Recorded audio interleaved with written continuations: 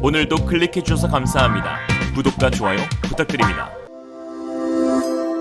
Realism. 베이징 올림픽의 외교적 보이콧보다 더 강력한 무기가 중국의 아구창을 날렸습니다. 바로 어제 10일 미국 주도로 110개국이 한자리에 모여 중국을 견제하는 민주주의 정상회의가 열린 것인데요. 특히 이 자리에서 중국이 내정이라 주장하는 홍콩과 대만 문제가 전면에 등장해 시진핑의 요실금이 도지게 했습니다.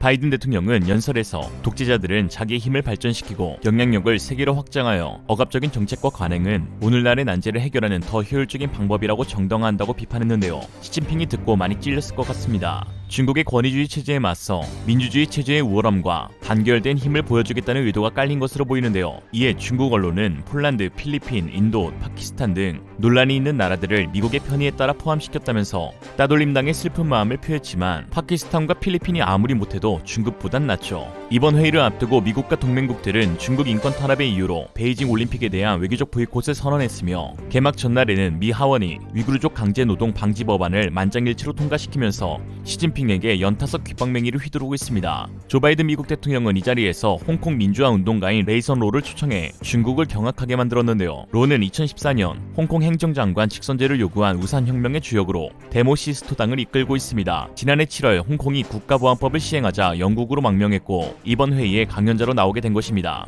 레이선 로는 중국이 눈엣 가시로 여기는 존재로 이날 중국의 인권 탄압에 대한 비판의 목소리를 내었고 이에 중국은 강하게 비판했습니다.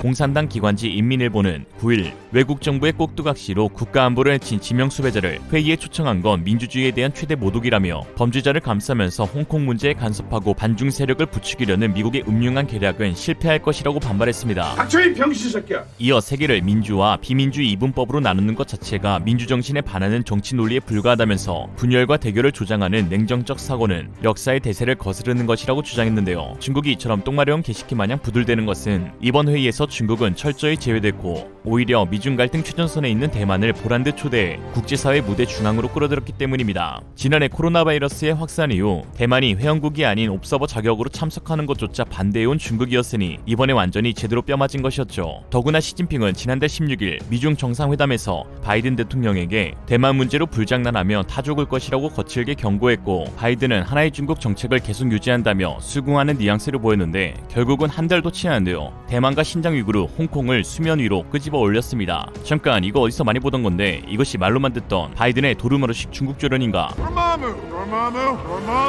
바이든 대통령 당선 당시 중국 누리꾼들은 바이든 대통령이 치매가 아니냐고 비판했었는데요. 해악의 민족인 한국에 한 네티즌이 이런 글을 썼었죠. 바이든과 시진핑의 미래 예상. 중국에 10% 관세를 더 부과하겠습니다. 크크크크 치매 새끼가 어딜 2일 뒤. 중국에 10% 관세를 더 부과하겠습니다. 버틸 수 있어. 2일 뒤. 중국에 10% 관세를 더 부과하겠습니다. 아니 2일 뒤. 중국에 10% 관세를 더 부과하겠습니다. 시발 형님 제발. 그 관세 합의가 그 뭐였더라?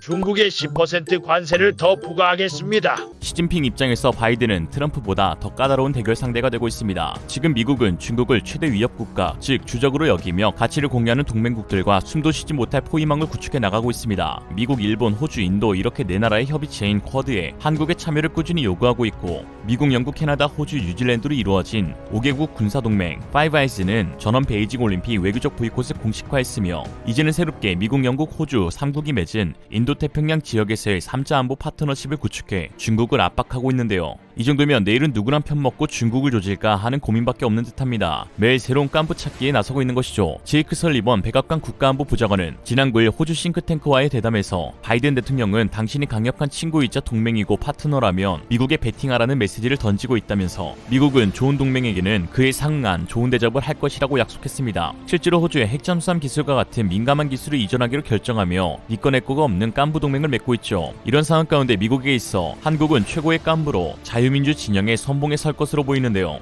경제 외교는 말할 것도 없고 안보 측면에서도 한국은 미국의 최고의 파트너입니다. 지난 12월 2일 한미안보협의회에서 로이드 오스틴 미국 국방장관이 한국은 규칙에 기반한 질서 유지 원칙을 공유하는 영내 우선순위 파트너라며 한미동맹은 동북아시아와 자유롭고 개방된 인도태평양 지역 그리고 전세계 평화 안보 번영의 핵심 축이라고 말한 것도 이러한 이유였습니다. 이제 세계에서 가장 중요한 군사 전략의 지정학적 위치는 인도태평양 지역으로 옮겨지고 있습니다. 미 국방부 전략보고서에서는 인도태평양은 미국의 미래의 가장 중요한 지역이라고 밝혔고 하이코 마스 독일 외무장관도 인도태평양은 미래의 국제질서가 결정될 곳이라고 칭하였으며 영국 정부 글로벌 브리튼 전략보고서에서도 지정학 군사 경제적 무게중심이 인도태평양을 향해 동쪽으로 이동하고 있다고 평가했습니다. 미국 국방부는 지난달 29일 공개한 미군의 글로벌 배치 검토에서 주된 초점은 중국이라고 노골적으로 말하고 있을 정도죠. 미국 안보 정책의 무게중심이 과거 중동과 유럽에서 중국이 위치한 인도태평양 지역으로 확연히 옮겨가고 있음을 재확인한 것입니다. 대만과 호주가 미국의 방패만을 제공한다면 한국은 창과 방패를 모두 제공해줄 수 있는 유일무이한 절대적인 지전략적 이점을 가진 나라입니다. 한국이 미국과 협력해 서해 일대에서 연합수중 작전 능력을 구축해 칭다오와 다롄의 중국 잠수함에 대응하고 경렬비열도와 같은 서해 주요 도서에서 미국의 MDTF와 미사일 요격용 23 전개가 이루어진다면 이는 절대적으로 중국에 불리한 전략 환경이 만들어지기 때문입니다. 한국의 서해는 전체적으로 수심이 얕아 SLBM을 실은 중국 잠수함이 활개칠 범위가 상당히 제한됩니다. 그 좁은 해역에 한국과 미국의 잠수함들이 상시 초계 작전에 나서면 중국 전략 원잠은 활동 즉시 적발되어 뭣도 해보지도 못하고 유랑만 해야 합니다. 더구나 한번 축적된 음파 데이터베이스는 중국 잠수함들의 작전 수행 반경에 큰 리스크를 제공하게 되죠.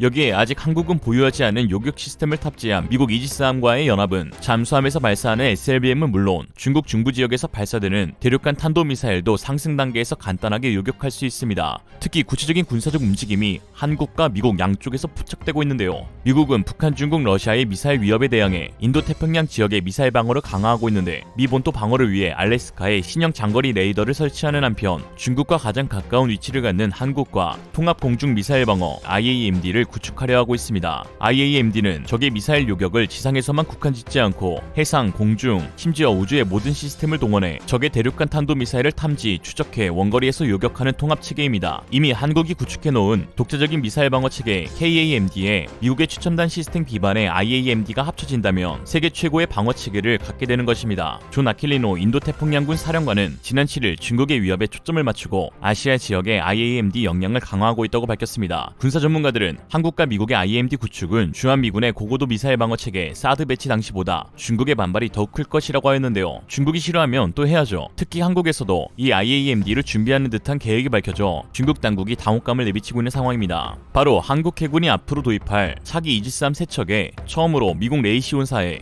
SM-3와 SM-6 해상 미사일 요격 시스템을 도입하기로 결정한 것인데요. SM-3는 사거리와 요격 고도가 우주 공간까지 뻗어나가는 만큼 커버리지가 매우 넓으며 최신 블락2A 버전은 ICBM의 요격까지 가능합니다. SM-6는 현존하는 미사일 중 거의 유일한 초음속 대함 미사일이죠. 한국합동참모본부는 최근 회의를 열어 차기 23 구축함 3척에 SM-3와 SM-6 요격 미사일을 동시 탑재하기로 결정했는데요. 그동안 SM-3를 탑재하냐, SM-6를 탑재하냐, 중국이 난리칠 건데 탑재 안 하면 어떻겠냐 등 갑론을박했던 차에 한국이 과감히 둘 다 탑재하기로 한 것입니다. 야우냐? 해군은 현재 이지스함 3척을 보유하고 있는데 미사일을 탐지 추적하는 체계 이른바 베이스라인 7만 갖추고 있습니다. 즉 중국과 북한이 핵을 탑재한 미사일을 쏘더라도 이를 알아만 낼 뿐 요격하는 미사일이 없는 것입니다. 대신 군은 지상에서 사용하는 고고도 미사일 방어 체계 사드나 청궁 등의 시스템만 보유하고 있었죠. 그러나 최근 북한이 탄도미사일 스커트 BC 등을 개발하고 중국이 극초음속 미사일 개발에 박차를 가하면서 지상뿐 아니라 해상에서도 미사일을 요격하는 시스템 구축이 절실해졌습니다. 특히 중국과 북한이 우리 해양기지를 겨냥할 경우엔 지상보단 해상에서 요격해야 더욱 명중률을 높일 수 있거든요. 이에 군은 앞으로 도입하게 될 차기 이지스함 관계토 대항급 3척에 SM-3, SM-6를 장착하기로 한 것인데요. 애초 SM-3 장착 정도로 만족하려고 했던 계획을 변경해